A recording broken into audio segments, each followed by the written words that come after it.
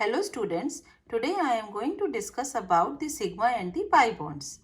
तो बेटा सिग्मा और पाई बॉन्ड्स जो होते हैं वो एक तरीके के कोवलेंट बॉन्ड होता है और जो कोवलेंट बॉन्ड होता है वो फॉर्म होता है by the overlapping of the atomic orbitals. ये जो ओवरलैपिंग होती है एटॉमिक ऑर्बिटल्स की ये बताती है कि कोवलेंट बॉन्ड कितना ज्यादा स्ट्रॉन्गर है. तो हम ये कह सकते हैं बेटा कि ग्रेटर इज द ओवरलैपिंग. किसकी ओवरलैपिंग? एटॉमिक ऑर्बिटल्स की. Greater is the strength of covalent bond. Now, the strength of covalent bonds depends upon the type of orbitals taking part in overlapping and the way they overlap. तो बेटा ये बहुत अच्छे से हमें चीजें याद रखनी होती हैं कि जो हमारे पास स्ट्रेंथ होती है, स्ट्रेंथ ऑफ कोवेलेंट बॉन्ड, ये किस पे डिपेंड कर रही है? ये डिपेंड कर रही है type of orbitals involved in overlapping.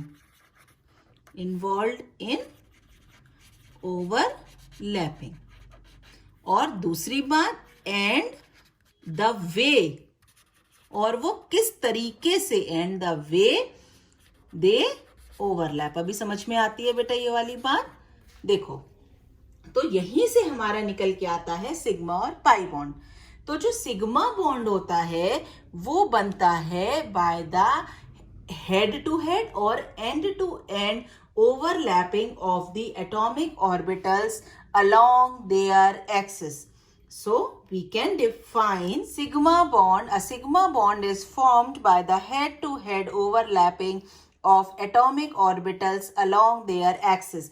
और ये जो head to head overlapping होती है इसी को हम बोल देते हैं बेटा एंड टू एंड ओवरलैपिंग. अब ये क्या, कौन सी ओवरलैपिंग होती है ये वाली? ये आप देखो बेटा कि सपोज करो हमारे पास ऑर्बिटल्स अगर अप्रोच कर रहे हैं एक दूसरे की तरफ and if they are approaching from the same side then the overlapping is known as sigma bond. अब आप बेटा इसमें एक चीज नोट करो कि when they are approaching from the same side, और एक साइड ये होती है कि they are approaching from this end like this, so which is much more feasible when the ends are same. है तो दोनों ही एक ही ऑर्बिटल, लेकिन बस फर्क इतना है कि एक तरफ से एक्सिस से कर रहा है, दोनों के एक्सिस सेम है, एक ये जो है ऑर्बिटल डिफरेंट तरीके से कर रहा है. तो यही होता है जो हम यहां से आपको लिखते हैं बार बार, involve in overlapping and the way they overlap. Way they overlap means कि उनका जो अपना एक्सिस है उसका डायरेक्शन अगर सेम है, अगर वो दोनों ही पॉजिटिव साइड से अप्रोच करते हैं तो ऑर्बिटल्स की ओवरलैपिंग बहुत ज्यादा स्ट्रॉन्गर हो जाती है, और अगर डिफरेंट तरीके से करते हैं तो उनकी जो बॉन्डिंग है वो वीकर हो जाती है. This is called as head to head overlapping, और यही हमारे रिजल्ट करते हैं सिग्मा बॉन्ड्स के फॉर्मेशन पे. तो जो सिग्मा बॉन्ड्स बनते हैं वो हमारे पास 3 तरीके की पॉसिबिलिटीज हैं जिनसे हम सिग्मा बॉन्ड्स बना सकते हैं. The number 1, when S and S overlapping takes place. S और S की ओवरलैपिंग से हमारे सिग्मा बॉन्ड्स बनते हैं. कैसे बेटा? देखो, अगर S की शेप स्फेरिकल होती है, ये दूसरे S ऑर्बिटल से ओवरलैप करता है, तो S और S ऑर्बिटल स्फेरिकल है और स्फेरिकल में तो कोई एक्सिस होता नहीं, तो ये क्या करेगा बेटा? ये इस तरीके से ओवरलैप करेगा. और आप खुद सोचो बेटा, जो सर्किल होता है स्फेरिकल है वो ओवरलैप तो करेगा पर a little bit smaller amount will be overlapped. तो ये जो बॉन्ड होता है ये रिजल्ट करता है सिग्मा बॉन्ड में। तो एक तरीका तो ये है। दूसरा तरीका होता है बेटा when pz and pz overlap, orbitals overlap, ठीक है, ओवरलैपिंग। तो ये हमारे पास रिजल्ट करता है फॉर्मेशन ऑफ सिग्मा बॉन्ड। तो यहाँ पे आपको क्या दिख रहा है कि हमने सिर्फ pz और pz ऑर्बिटल को इन्वॉल्व किया है। क्यों किया है बेटा? क्योंकि सिर्फ यही एक्सिस होता, यही ऑर्बिटल का एक्सिस है जो हमारे पास एंड टू एंड ओवरलैपिंग को बना सकता है। So the shape of pz orbital is dumbbell bell. This is your pz orbital. It will overlap with the another pz orbital and they will be forming end to end overlapping. ये एक हो गया, ये दूसरा हो गया, but now the overlapping is end to end overlapping. It will form sigma bond. हमेशा याद रखना pz ऑर्बिटल ही इन्वॉल्व होते हैं सिग्मा बॉन्ड्स बनाने में। Now the third way is when the s orbital overlap with the p orbital. p orbital, और ये जो p ऑर्बिटल होता है ये स्पेसिफिकली pz होगा। Then only it will result in the formation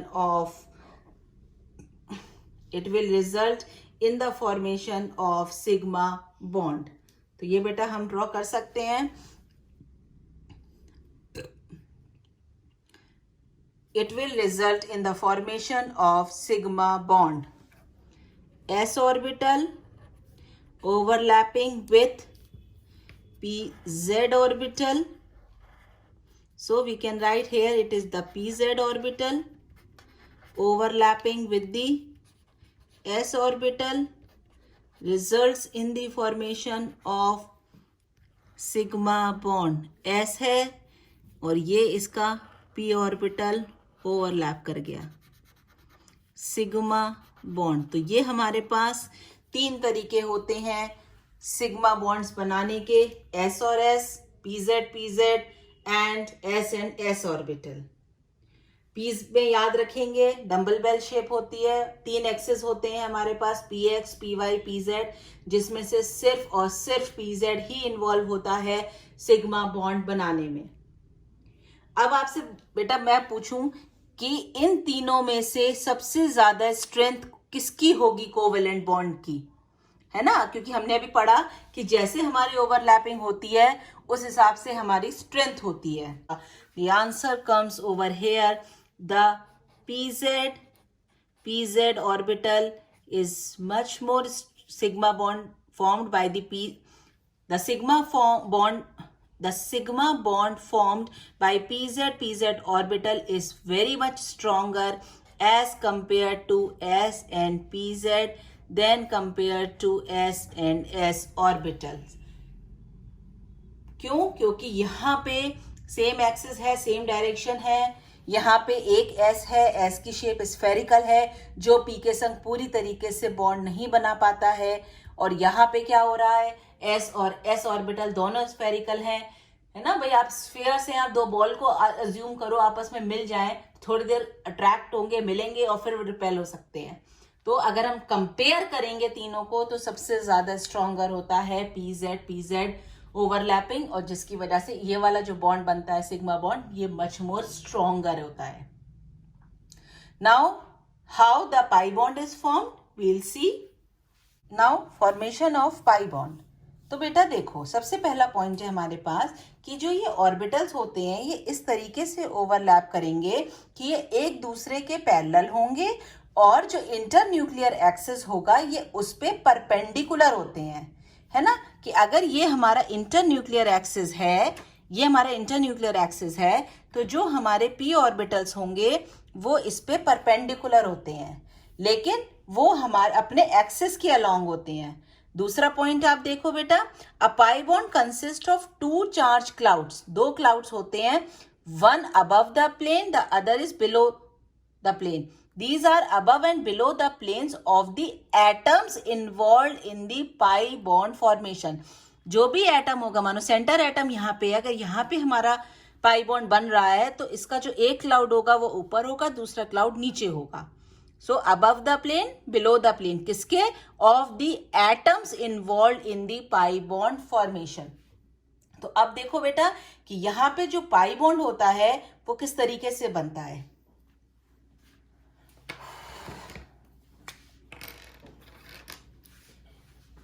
ये बनेगा बेटा by the overlapping of either px px overlapping से, या ये बनता है बेटा, सेकंड होता है इसका either bye py py overlapping. इसका क्या मतलब हुआ बेटा कि px py से ओवरलैप नहीं करेगा, है ना. ये दोनों आपस में नहीं कर सकते, लेकिन हाँ px px से करता है, py py से करता है. और ये जो पाई बॉन्ड का फॉर्मेशन है ये होता है बेटा बाय, जिसको हम बोलते हैं side by side overlapping. Side by side overlapping. और ये जो साइड बाय साइड ओवरलैपिंग होती है इसी को बोला जाता है लेटरल ओवरलैपिंग. क्या होती है ये होती है बेटा कि अगर दो ऑर्बिटल्स आमने सामने आते हैं तो ये इस तरीके से ओवरलैप करेंगे, है ना, इस तरीके से. अब इसमें आप देखो बेटा द डिफरेंस कि यहाँ पे क्योंकि ये इंटर न्यूक्लियर एक्सिस के परपेंडिकुलर चल रहे हैं तो ये आधे तो ऐसे दिखते हैं कि ऊपर के ओवरलैप हो रहे हैं और आधे ऐसे दिखेंगे कि नीचे से ओवरलैप हो रहे हैं. और इसमें एक्सिस जो होता है वो इनका बराबर होगा, तो इसीलिए ये सिर्फ px ओवरलैप करता है और py ओवरलैप करता है. तो अगर हम इसको ड्रॉ करें बेटा तो ये ड्रॉ कैसे होता है, ये देखो. अगर हम कहते हैं कि px है ना, px orbital, okay, so this is our px orbital. If it is overlapping with another px orbital तो ये जब ओवरलैप करेगा तो ये फॉर्म करता है पाई बॉन्ड, जिसको हम शो करते हैं बेटा इस तरीके से. The half orbital will overlap at the top, the other will overlap below the plane, and it will result in the formation of sigma bond. So they are px orbital. Same way you see for py, यहाँ पे अगर ये हमारा py orbital है तो ये दूसरा भी हमारा py ऑर्बिटल होगा और ये ओवरलैप करेगा तो हम इसको इस तरीके से ओवरलैप शो करते हैं. This is our pi bond. तो ये जो चीजें होती हैं बेटा ये बनाई जाती हैं. अब ये हम कह रहे हैं कि जो इलेक्ट्रॉन क्लाउड है above the plane below the plane, इसको बेटा जनरल वे में हम इसको इस तरीके से, इसको बेटा जनरल वे में हम इस तरीके से शो कर देते हैं कि अगर ये इंटर न्यूक्लियर एक्सिस है तो जो p ऑर्बिटल का एक क्लाउड तो ऊपर दिखता है ये, और एक क्लाउड इसका नीचे दिखेगा इसी तरीके से. तो ये हमारा शो करा जाता है by the formation of pi bond. तो ये होता है एक क्लाउड ऊपर एक क्लाउड नीचे. This is the inter nuclear axis. इसको हम क्या बोलते हैं, inter nuclear axis. Inter nuclear axis. तो इस तरीके से हमारा फॉर्मेशन होता है. तो इस तरीके से हम फॉर्मेशन दिखा सकते हैं पाई बॉन्ड का, समझ सकते हैं. अब बेटा कुछ इंपॉर्टेंट पॉइंट्स हैं वो हम नोट करेंगे. सपोज करो ए और बी बॉन्ड बनाते हैं और ये बॉन्ड अगर सिंगल बॉन्ड है तो ये सिर्फ और सिर्फ सिग्मा बॉन्ड होगा. दूसरा, अगर ये डबल बॉन्ड बनाते हैं तो इसमें से एक सिग्मा होता है तो दूसरा वाला पाई बॉन्ड होता है. तो यहाँ पे बेटा one sigma bond, the other is your pi bond. इसी तरीके से अगर हम कहते हैं कि ट्रिपल बॉन्ड बनाता है तो इसमें से सेंटर वाला हमेशा सिग्मा बॉन्ड शो करेगा और अपर और लोअर वाले हमेशा पाई बॉन्ड बनाएंगे। तो यहाँ पे आपके पास 2 सिग्मा, यहाँ पे 1 sigma bond and 2 pi bonds बनते हैं। यहाँ पे हमारे पास 1 सिग्मा एंड 2 पाई बॉन्ड्स बनते हैं। यहाँ पे हमारे पास 1 सिग्मा एंड 2 पाई बॉन्ड्स बनते हैं। अब इसमें बेटा ये आता है कि जितने भी हमारे पास,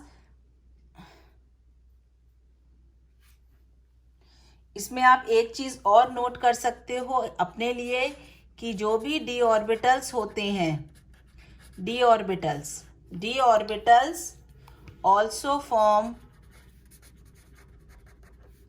पाई बॉन्ड। लेकिन वो अभी हमारे हाई लेवल में जाता है, डी ऑर्बिटल्स को हम किस तरीके से पाई बॉन्ड्स दिखाते हैं, ये सब करते हैं। तो सिर्फ अभी हम ये नोट करेंगे कि डी ऑर्बिटल्स जो होते हैं वो सिर्फ और पाई बॉन्ड्स बनाते हैं। अब बेटा हमारे पास क्वेश्चंस आते हैं कि calculate sigma and pi bonds in a given molecule, है ना। तो सिग्मा और पाई बॉन्ड्स तो आप आसानी से कैलकुलेट कर सकते हो। देखो मैं एग्जांपल ले रही हूँ, hope you can do the question. तो देखो बेटा, अगर हम एग्जांपल के फॉर्म से कंसीडर करते हैं कि अगर आपसे कहा जाए कि CH4 मॉलिक्यूल है, इसमें आप नंबर ऑफ सिग्मा और पाई बॉन्ड्स बता दो, तो आप क्या करोगे, सबसे पहले इसका स्ट्रक्चर ड्रॉ करेंगे। और अगर सिंगल बॉन्ड है तो आप फौरन कह दोगे कि भाई ये सिग्मा सिग्मा सिग्मा सिग्मा, तो हमारे पास 4 सिग्मा बॉन्ड्स हो गए।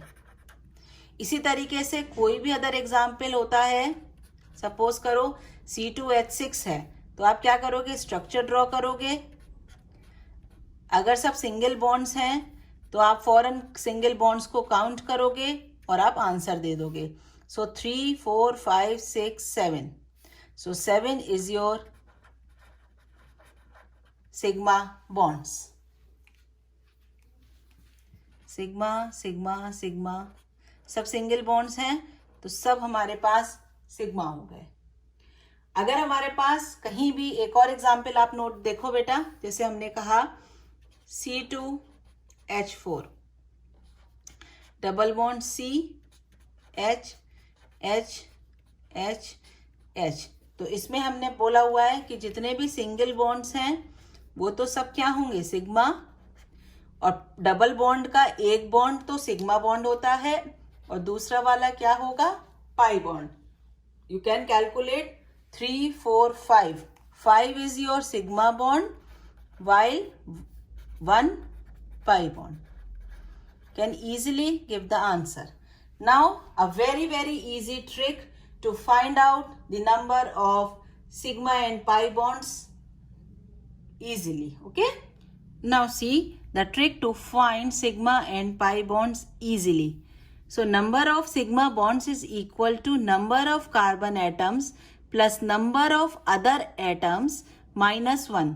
मतलब कि किसी भी स्ट्रक्चर अगर हमें दिया हुआ है, मॉलिक्यूलर फॉर्मूला दिया हुआ है, सपोज करो अगर मुझे यही दिया होता कि C2H6 और मुझे ये बताना है कि इसमें मेरे पास कितने सिग्मा बॉन्ड्स होंगे, तो हम कैसे निकाल सकते हैं, directly by using this formula we can calculate it. So number of sigma bonds will be equal to number of carbon atoms is your 2 plus number of other atoms में ये hydrogen हो सकता है, ऑक्सीजन हो सकता है, nitrogen हो सकता है, कुछ भी हो सकता है। तो यहाँ पे क्या है 6 एंड देन माइनस 1, तो हमारे पास ये आ जाएगा बेटा टोटल ऑफ 7 सिग्मा बॉन्ड्स। अब आप इसको देखो बेटा, 7 सिग्मा बॉन्ड्स अभी हम लोग करके देख चुके हैं। यहाँ पे अभी हमने निकाला था C2H6 is having 7 sigma bonds.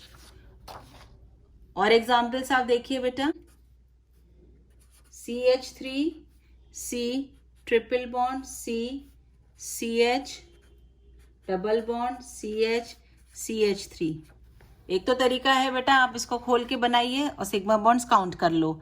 दूसरा है बेटा, अगर हम ट्रिक को अप्लाई करते हैं तो देखिए बेटा, carbon atoms 1 2 3 4 5 6 is your carbon atoms plus number of other atoms 3 4 5 6 7 8 8 minus 1. So this will give you sigma bonds. कितना हुआ बेटा? 13.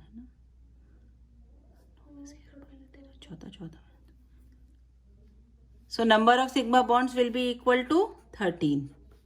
अब इसका स्ट्रक्चर में आप अगर इसको ड्रॉ करके देखो बेटा, so you will get the answer. You can confirm it by drawing the structure. So now see the structure.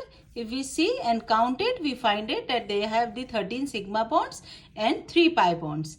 See one more example. Now you have to find out the number of sigma bonds. Over here 1, 2, 3, 4, 5. 5. This means number of sigma bonds is equal to 5 is your carbon atoms plus number of other atoms 3, 4, 5, 6, 7, 8, 9, 10, 11. 11 minus 1. 16. 16 minus 1. 15. So number of sigma bonds are 15. And the pi bonds can be calculated 1, 2. So there are 2 pi bonds. Simply by this formula we can calculate. One more example you can see. Now you can find out again number of sigma bonds is equal to 1, 2, 3, 4, 5, 6. 6 is your carbon atom plus number of the other atoms 3, 4, 5, 6, 7, 8. 8 minus 1. So we have, so it is 13 sigma bonds. And how many pi bonds are there? You can see 1, 2, 3, 4, 5. 5 pi bonds are there.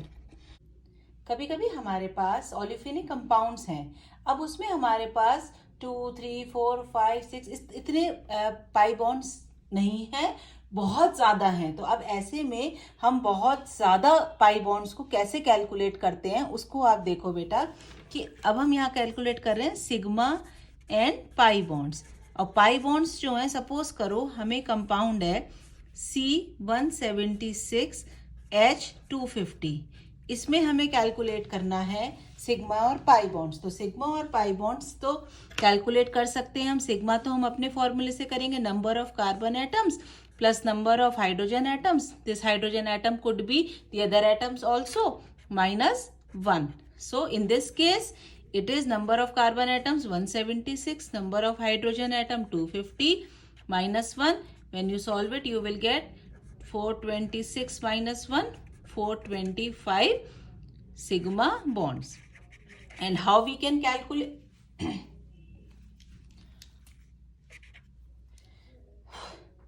and how we can calculate the pi bond? The pi bond can be calculated by the formula 2 into number of carbon atoms minus number of hydrogen atoms divided by 2 plus 1.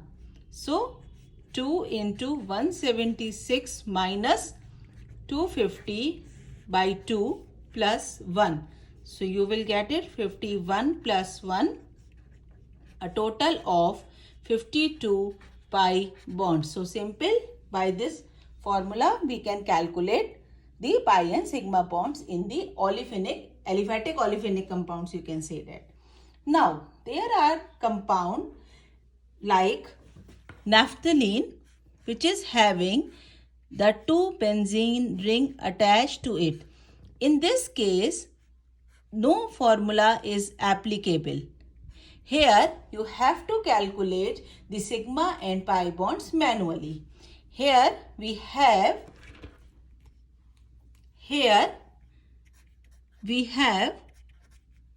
the hydrogen atoms, and now you calculate sigma bonds. 1, 2, 3, 4, 5, 6, 7, 8, 9, 10, 11. So there are 11 sigma bonds for carbon. और carbon hydrogen के बीच में देखो बेटा, bonds देखो बेटा, 1, 2, 3, 4, 5, 6, 7, 8. So 8 sigma bonds किसके बीच में?